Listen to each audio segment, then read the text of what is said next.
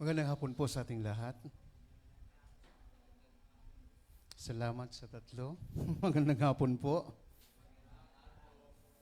Ayan, alam niyo po ba ang salitang Hosana ay galing sa Hebreo na ang gustong sabihin ay Praise the Lord. Purihin ang Panginoon. Kaya nga Hosana in the highest. Kataas-taas ang papuri sa Panginoon.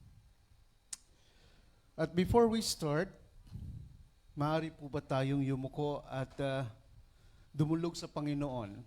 Panalangin natin sa Panginoon na tayo po in-spare sa bagyo last week. Ano po? At bagamat tayo po in-spare sa bagyo, ay mayroon naman tayong kababayang tinamaan sa particularly sa Masbate. And it was so devastating that until now, sila po ay nagre-recover.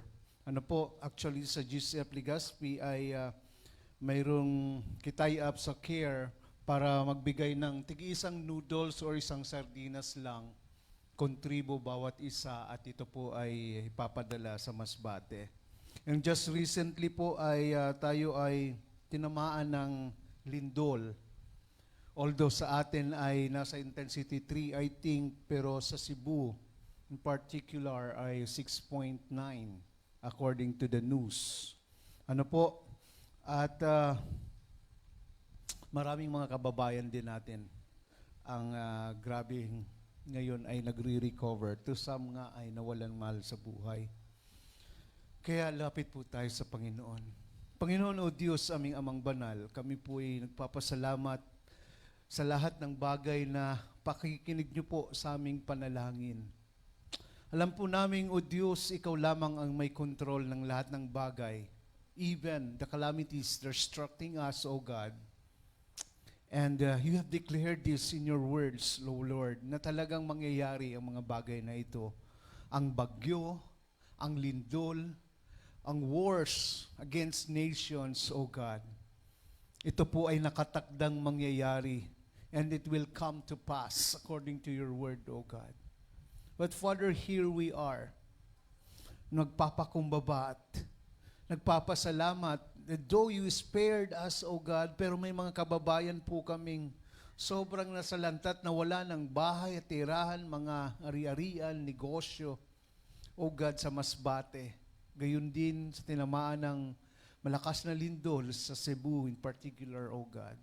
Lord, here we are asking you that, Lord, in the midst of their troubled hearts, katagpuin niyo po sila in your own very special ways. Na Panginoon, magamit ang sitwasyon na mayroon po silang mas lalong kumapit, magtiwala sa iyo, mas lalong manampalataya sa iyo, Panginoon.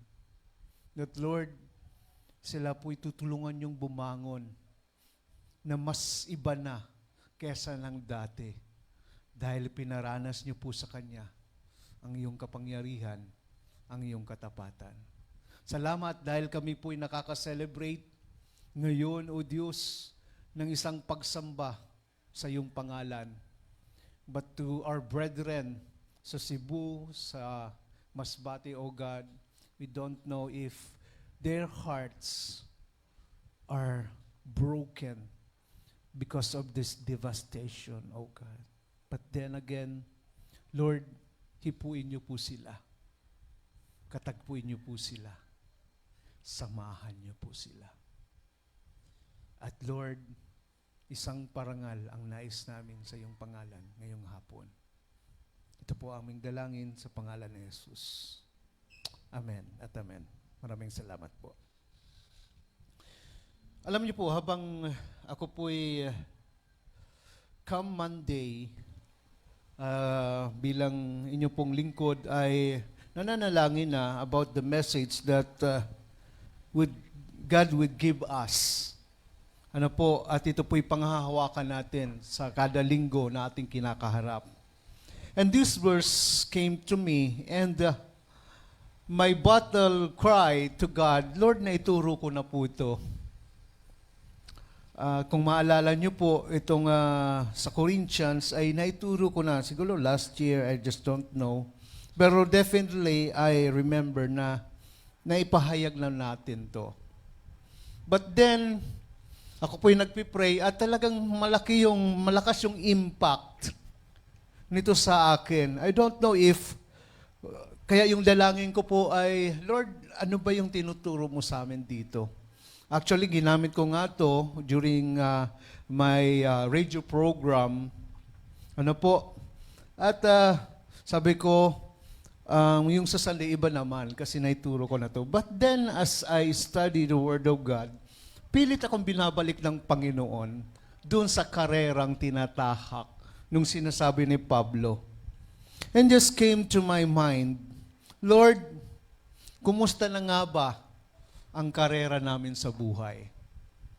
I believe po lahat po tayo ay binigyan ng kanya-kanyang karera, kanya-kanyang lakbayin ng Panginoon. Na sa kanyang lakbayin na binigay sa atin, nandun yung pagsama niya. Kaya nga po, kung hindi tayo sensitive sa pagsama ng Panginoon, our tendency is to really draw back. Our tendency is to, be disqualified in a race that we have. Kaya papamagatan po natin itong pag-uusap natin ngayon about staying at the game. Staying at the game. Now, ang tanong ko po, kumusta na nga ba ang karerang tinatahak mo ngayon? I don't know kung anong karera yan. To some, ito po'y karera ng pag-angat sa buhay ng iyong pamilya, pagtaguyod. To some naman ay talagang desidido na bago siya magpamilya ay maiangat niya na ang kanyang pamumuhay. Ito po'y isang karera. Or maybe, to some of you ay yung karera para sa magandang relationship ng inyong mag-asawa, ng inyong mga anak, anak sa magulang, magulang sa anak, sa mag-asawa, relationship. Isang karera na minsan kaipuan mo magturos kasi maigoto naman sa pakahawak mo. Minsan naman kaipuan mong higpitan kasi nakakawala na din yung partner natin. Ito po isang karera. Karera sa career. Karera sa trabaho.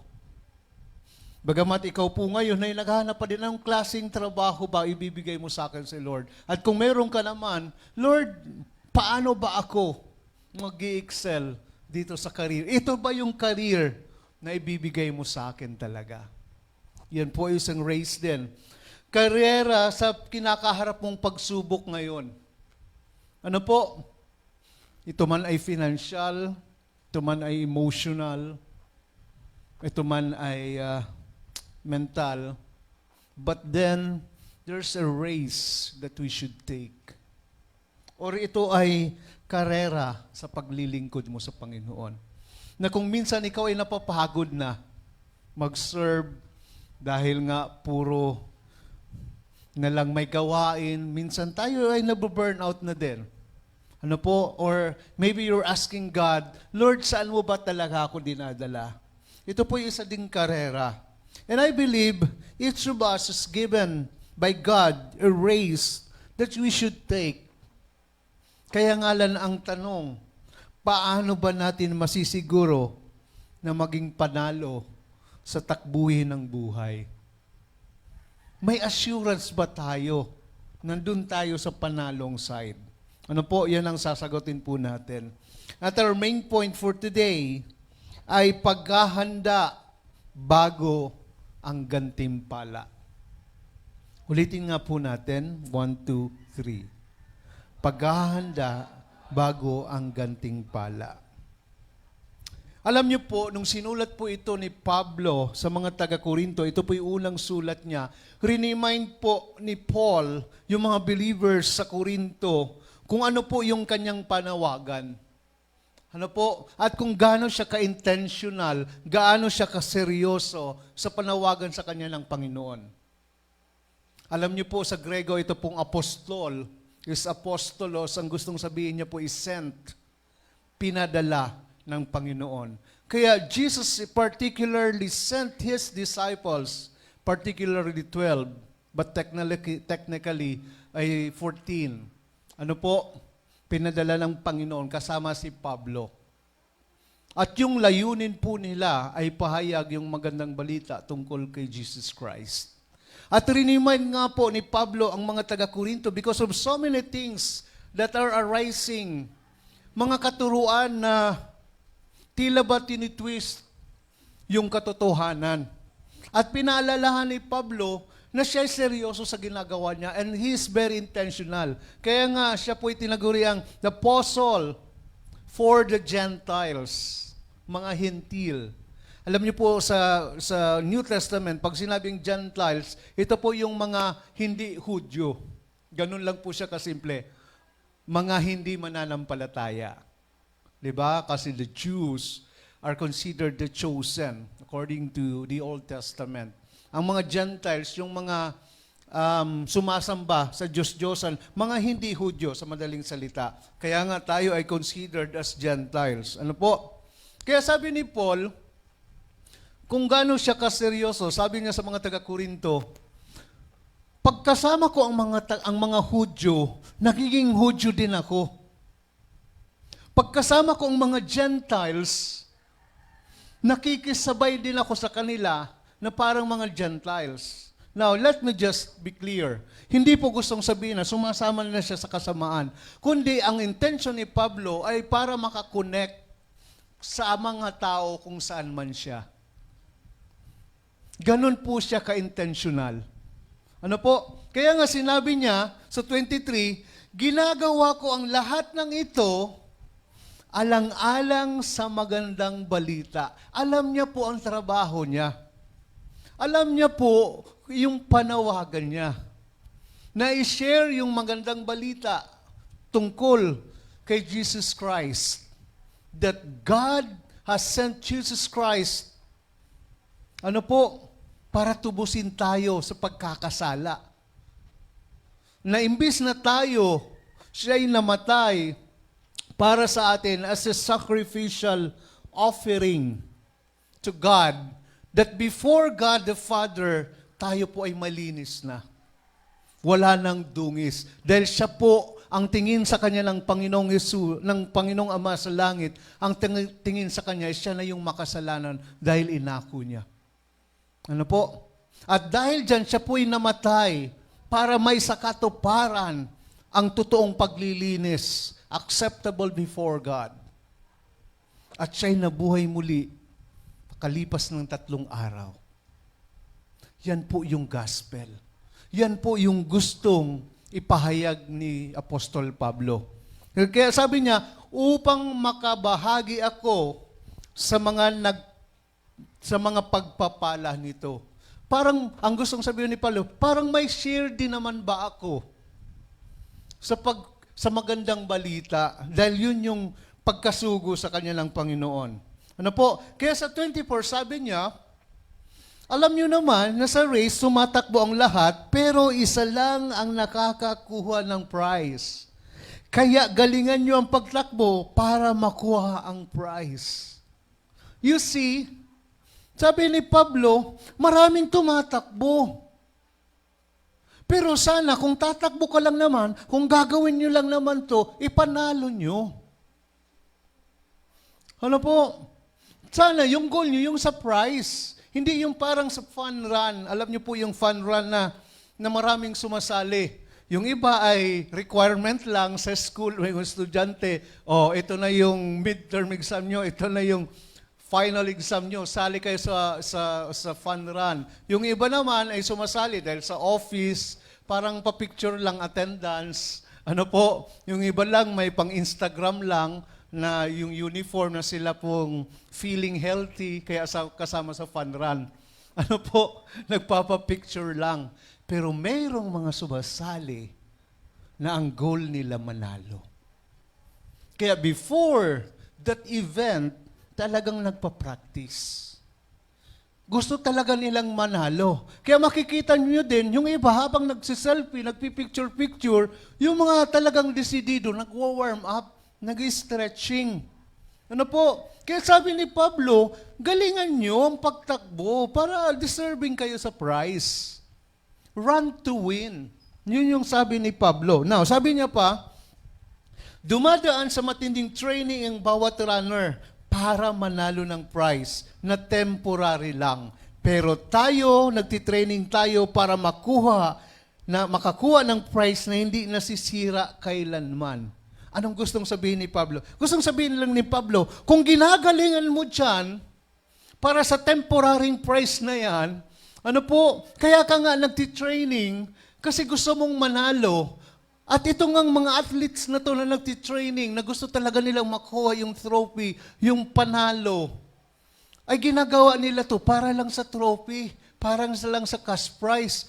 Tayo pa kaya, sabi ni Pablo, tayo pa kaya na yung prize natin ay para sa magpakailanman.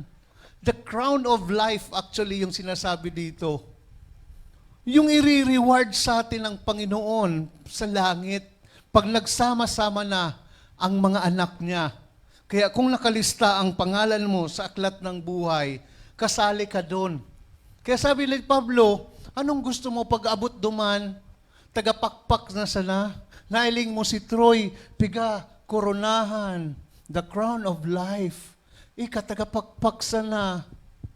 Alam niyo po ba na may awarding talaga sa langit? Kaya sabi ni Pablo, hindi.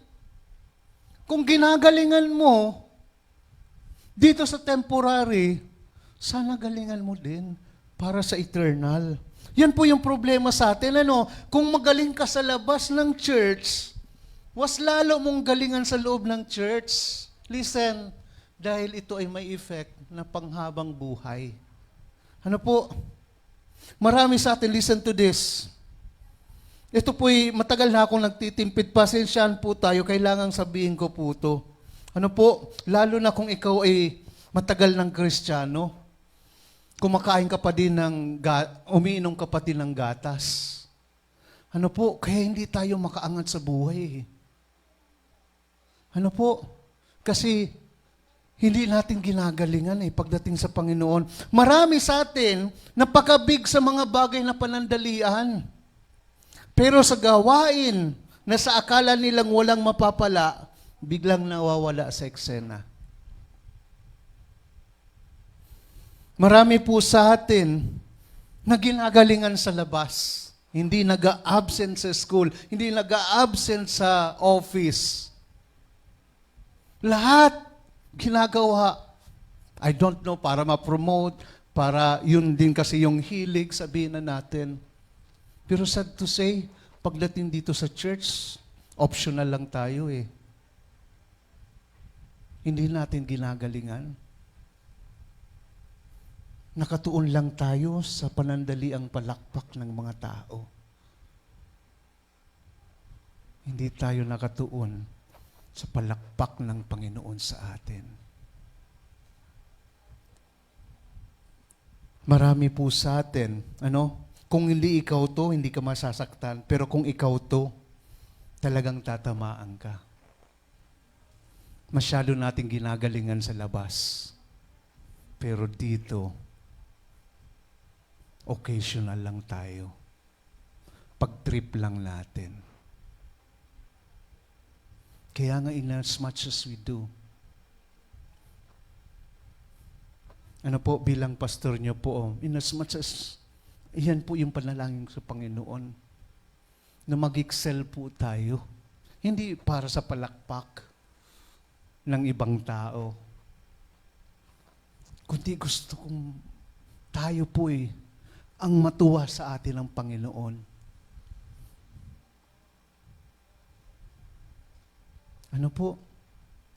Kasi kaya hindi tayo makaangat sa buhay Kasi petiks-petiks tayo Hindi tayo makatodo Laging may pagpipigil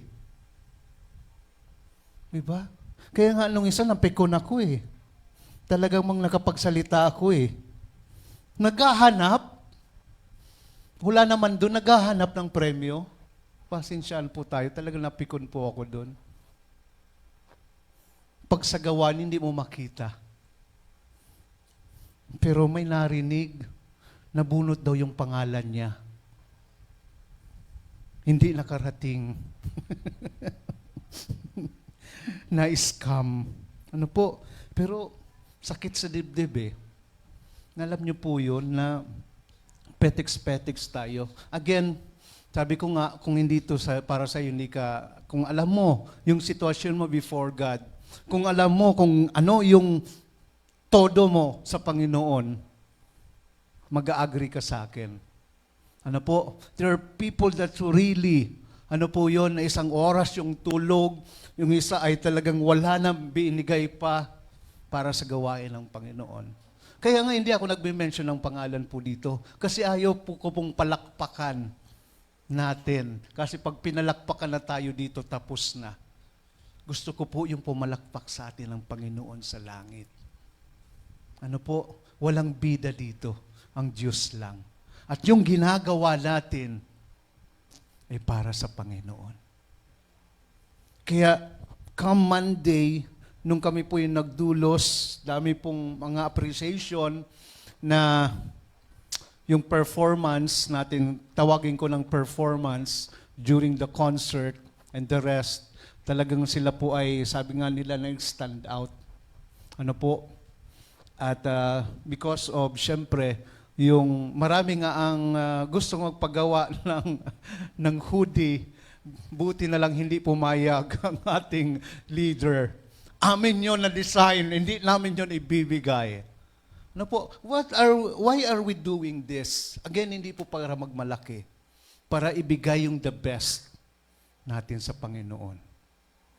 Ano po, gusto natin ibigay yung best ng Panginoon. Ito pong palakpak ng congregation, susunod na lamang. Kaya nga pakiusap ko sa worship leader, pagkatapos ng kuwan nito, pwede ba, wag mo niya akong palakpakan. Gusto si Lord lang. Ano po, praise to God, ginagawa ko po to dahil yun po yung unang mensahe sa akin ng Panginoon. We are majoring the minors and minoring on the majors. Tandaan niyo po, paulit-ulit ko itong sinasabi. Ano po, doon tayo nag-i-excel sa mga bagay na hindi naman dapat. I mean, dapat mong gawin, but as compared sa gagawin mo sa Panginoon, that's minor. Pero yung mga minor, yun yung mga mini-major natin.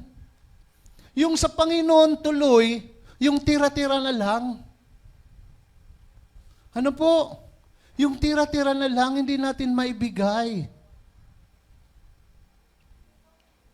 Kaya sabi ni Paul, tuloy po tayo, sabi ni Paul, kaya tumatakbo akong nakafocus sa finish line, wala na siyang pakialam, para siyang kabayo. Alam niyo po yun sa race, yung kabayo talagang may harang dito, para wag na siyang makialam sa katabi niyang kabayo, nakafocus siya sa target, nakafocus siya sa finish line. Sabi ni Paul, para din akong boxer na tumatama ang bawat suntok.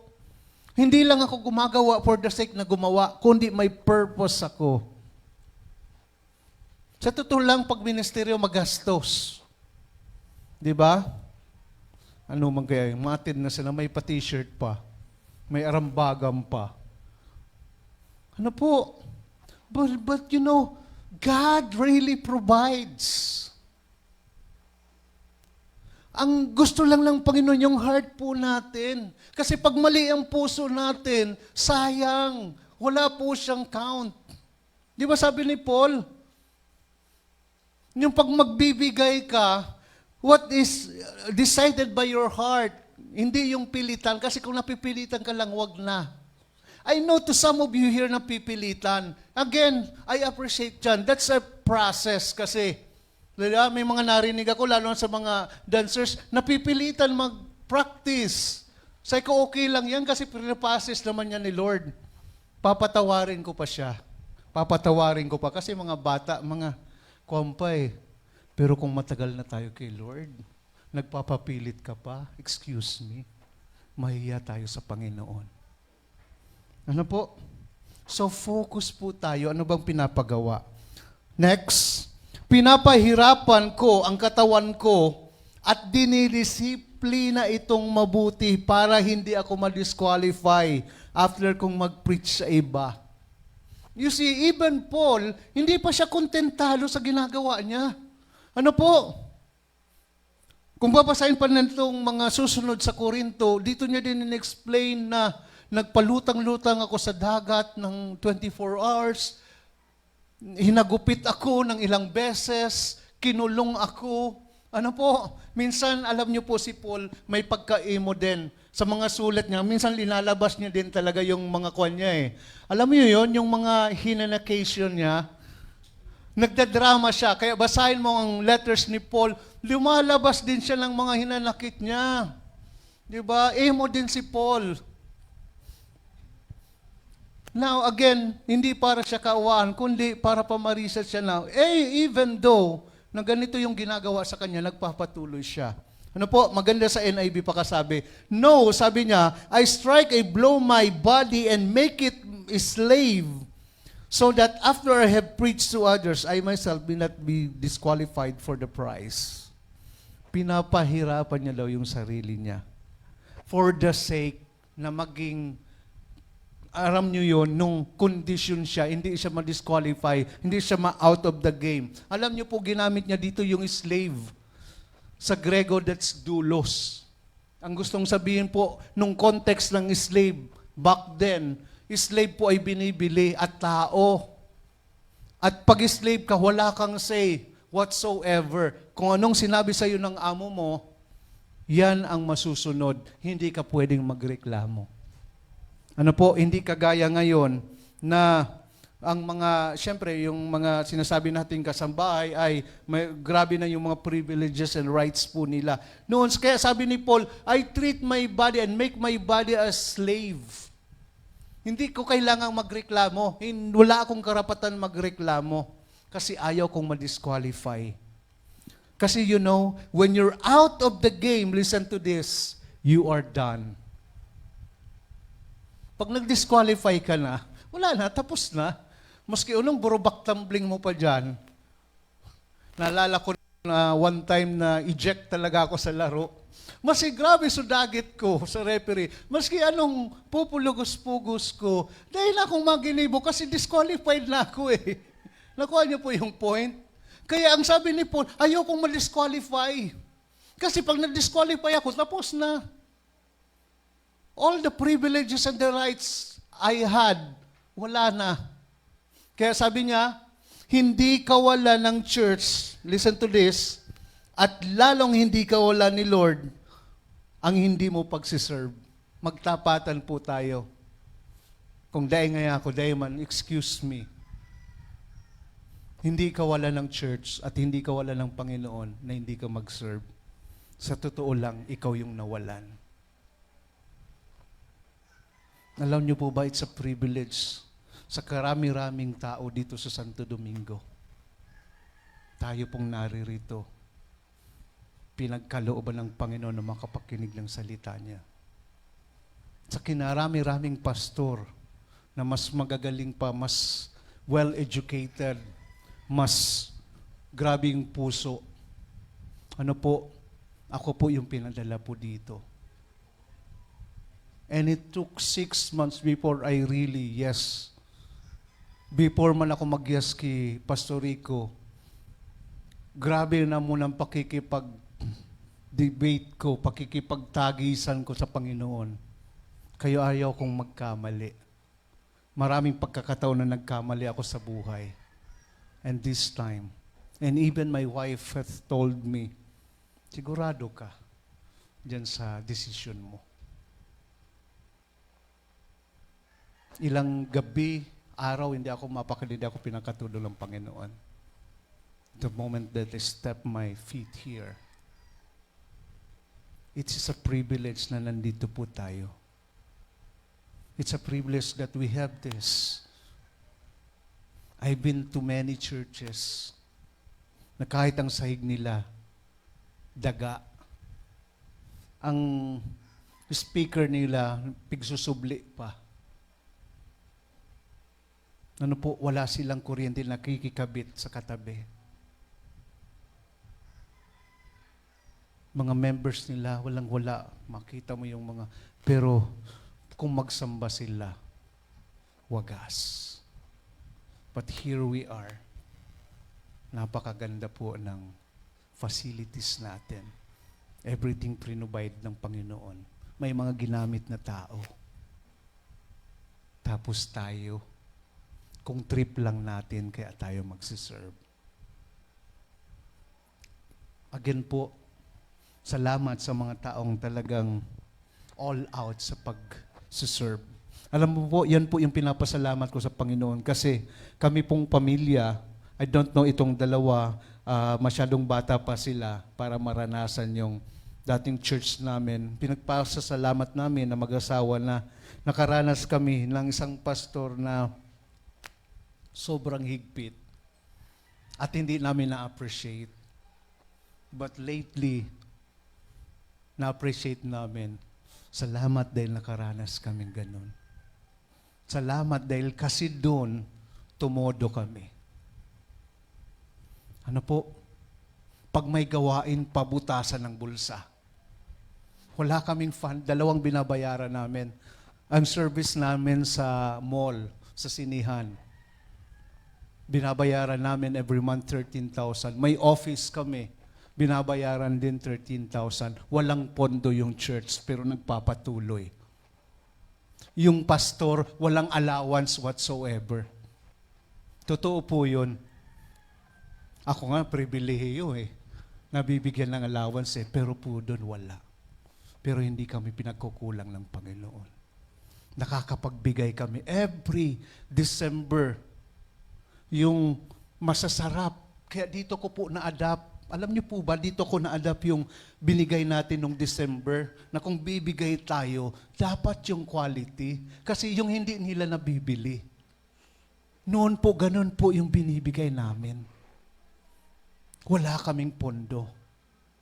Yun po yung panalangin. Alam niyo po, nasa government service pa ako noon. Alam niyo naman, yung sweldo ay tama lang sa pang-araw-araw. Pero every time may gawain, perming natatiming na may benefit man daw.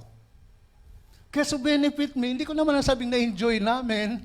Kasi alam po namin na at least hindi na namin kukunin sa sweldo namin. Kasi yung benefit na pupunta sa gawain. At nag-garage sale pa kami noon.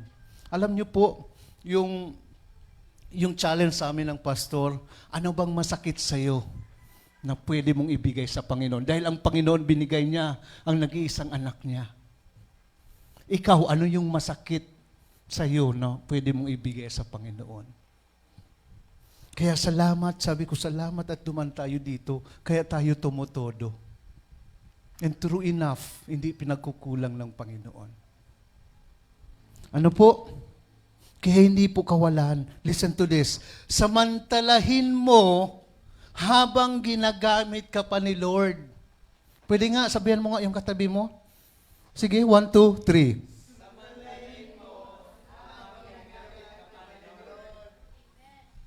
It is a privilege na magamit ka ng Panginoon. Tingnan niyo itong lalawa. Grabe pa yung effort. Ano po? Kasi, what He opens, sabi sa Revelation, no one can shut, and what He shuts, no one can open. Pag binuksan tong opportunity sa'yo ng Panginoon, i-grab mo. Habang able ka pa, habang pinagkakatiwalaan ka pa ng Panginoon. Maski minsan nagsisiro, sintunado ka, i-grab mo yan na opportunity iyan. Tamatibay ka man. Malay mo, after 10 years, bako ka na sintunado. Ano? It is a privilege na magamit tayo ng Panginoon. Kaya habang ginagamit ka pa ng Panginoon, galingan mo. Kasi when the Lord shuts down, no one can open. Pag tinanggal yan sa'yo ng Panginoon, pag na-disqualify ka, you're done. You're missing a lot. You're not just missing something. You're missing a lot. Pag binawi yan sa'yo ng Panginoon. Kaya yan po yung panalangin ko kay Lord Na Lord, sana ayoko ma-disqualify. Ano po? Ayoko ma-disqualify. Now, take a look at this picture. I'm about to close. About pa lang. Look at this picture. Anong problema niya? Ano sa tingin yung problema nila? They're in the race. Pero tama ba yung suot nila? Hindi, di ba? I don't know if gimmick lang yan, but the reality is, listen to this. Minsan may kanya-kanya kayong karera, pero yung tinatakbuhan natin mali, kasi yung suot natin mali. Hindi tayo komportable. Hindi ang yung outfit, hindi pang takbo. Ganon din minsan sa karera natin sa buhay eh. Di ba? Sa mga tinatakbo nating karera, we're majoring the minors and we're minoring the majors. Yung mga dapat na hindi naman kailangan, yung mga pabigat sa atin, yung pilit na dinadala natin. Diba? Sa takbuhin, kailangan, ngayon nga halos nakabikinin na yung mga runner eh. Fit talaga siya sa katawan. Para di magparasawong-sawong. Ano po? Pero minsan marami tayong baggage. Kaya hindi tayo makatakbo. Kaya hindi tayo manalo. Kasi hindi tayo tumutodo. Pitik-pitiks. Alam niyo po, before the anniversary, grabe yung nagre-reklamo sa mga ushers kasi bakit daw Pilipiniana pa. Kinakwento lang sa akin ng asawa ko kasi ako lang yung pinagbubugtungan niya eh. Meron nga nag-forward sa akin. Sabi ko, bakit kaya pinurward to sa akin? Na, yung alam mong yung reklamo. Pero tingnan nyo naman po, di ba? Pagpasok pa lang natin sa convention center, napakagandang tingnan. Na yung sasalubong sa'yo nakabarong, naka-Filipiniana. Napakagandang tingnan. Dito nga, nagpatawad ako, mga core leaders lang talaga yung pinakuwang ko, Filipiniana. Tingnan nyo naman po yung picture natin. Again, it is not for the sake of picture taking, but honoring God with excellence that in as much as we can do to honor His name. Agree po kayo? Diba? Excellence, tuduhin natin. Ano po, kaya nga, may challenge ngayon si RB. Tapos na yung event, wala pang nagbabayad sa mga hoodie. Hindi ako nagpaparinig, magbayad na kayo. Hindi po yung charge sa church kasi wala pong tayong fund yan. Inutang lang yan ni RB. Bala ka, RB, kang masisingilon. Ano po, kasi, again, gusto natin ibigay sa Panginoon yung the best. Nakuha niyo po? Now, kilala niyo po ito. Ito na po, tapos na talaga. Kilala niyo po siya. Ito si Eric Liddell. He's a gold medalist in 1924 sa Paris Olympics.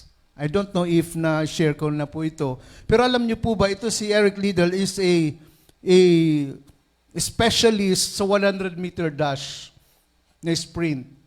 Ano po? Talagang Hakot Award siya pagdating sa 100-meter dash. Natakbuhin. Kaya nga nakasama siya sa Olympics. Siya po ay mananampalataya. And one time, nataon, yung karera niya ay Sunday. At siya po ay rini-represent niya yung bansa niya, which is, I think, is Scotland, something like that. I'm not really sure. Ano po? Yun po yung rini-represent. Rini-represent niya, siyempre, pag nasa Olympic ka, rini-represent mo talaga yung bansa mo. Ano po? Nagkataon na siya yung inaasahan talaga. Siya yung bet na magcha-champion sa 100-meter dash. Kasi yan yung specialty niya. Pero Sunday po ginanap yung 100-meter dash. Alam niyo po ginawa niya? Hindi po siya tumakbo. Hindi po siya nag-join. Grabe po yung mga nangbabash sa kanya. 1924, may bashing na talaga. Dami po mga reporters nag-report na ano ba to, bakit ganon? Because of his belief. Diba? Ilalaglag niya yung bansa niya. Pero alam niyo po, sumali siya sa 400-meter dash na takbuhin. Hindi niya po yun prinactice, hindi niya po yun specialty, pero dun po siya nag-join. And he broke the record of the Olympics and even broke the world record in 400-meter dash. At ginanap po yun, hindi Sunday, weekdays. Pero yung Sunday, hindi niya po pinagpalit. Dahil Sunday is for the Lord's. At hanggang ngayon, pinag-uusapan siya. If you come to see this movie, yung Chariots of Fire, ito po yung kwento niya. Ano po? Tayo po, ulan pa lang, parang nagaduwa-duwa na. May service na nga Ano po?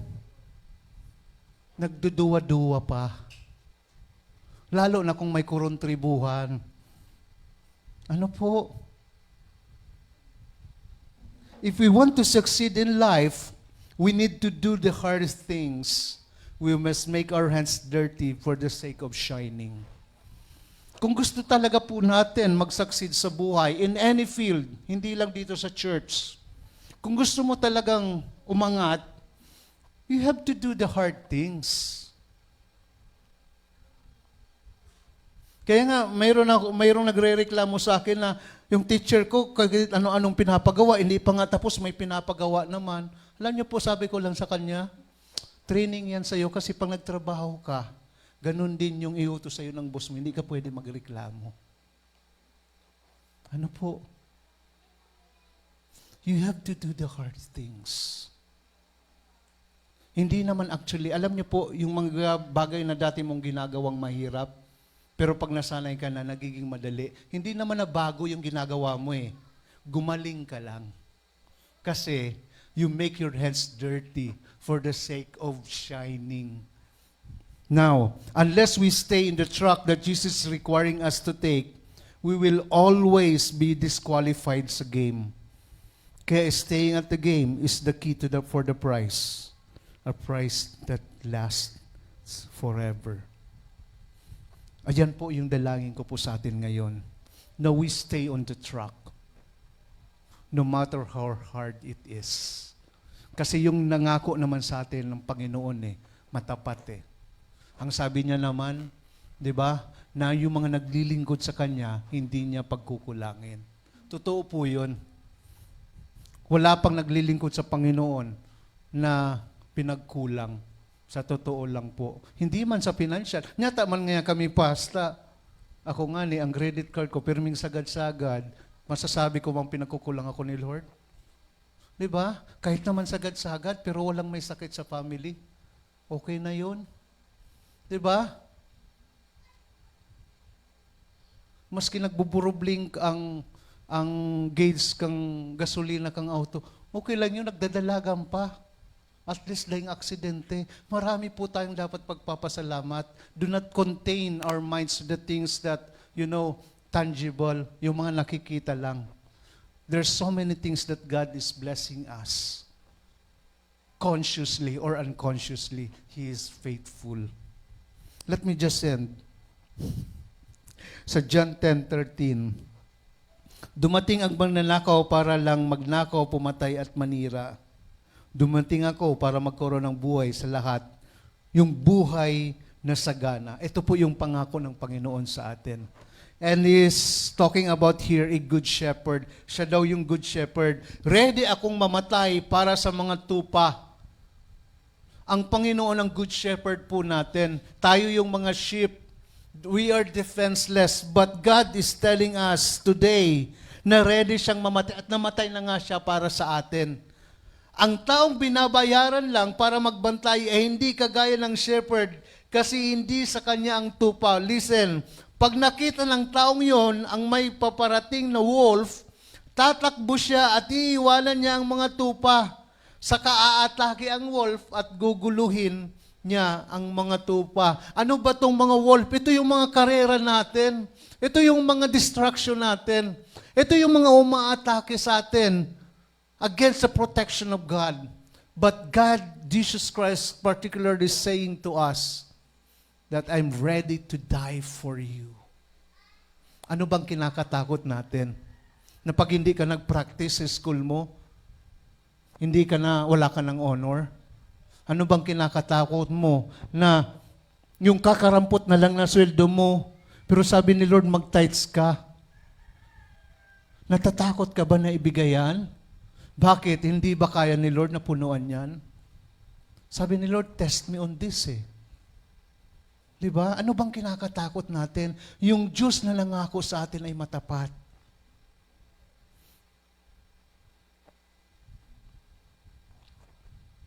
Tumatakas ang bantay kasi binabayaran lang siya at wala siyang pakialam sa mga tupa. Pero ang Panginoon po natin ay handang gumabay at tumulong sa atin. Let's pray. Panginoon o Diyos, aming Ama, salamat sa araw na ito na muling sinariwan niyo po sa amin ang salita niyo, Panginoon. Lord, patawarin niyo po kami dahil may mga bagay kami, O Diyos, na narinig na, Lord, we're not comfortable. Masakit po sa amin. Makirot po sa aming mga puso. Pero, O Diyos, kung ito ang paraan para kami, Lord, matuto, para kami hindi ma-disqualify sa lakbayin na binibigyan niyo po sa amin. Lord, tulungan niyo po kami na embrace to at patuloy na baguhin anumang tinatahak po namin. There are times that we are out of the track because of uncertainties in life, because of so many things na, Lord, inaalala namin. Pero Panginoon, salamat. Dahil, Lord, sa anumang bagay na paghihirapan namin, at alam po namin ito po ay para sa iyong kalooban, handa po kami lumaban sa karera namin. Salamat, O Diyos, sa pangalan ni Jesus. Amen at amen. Maraming salamat po.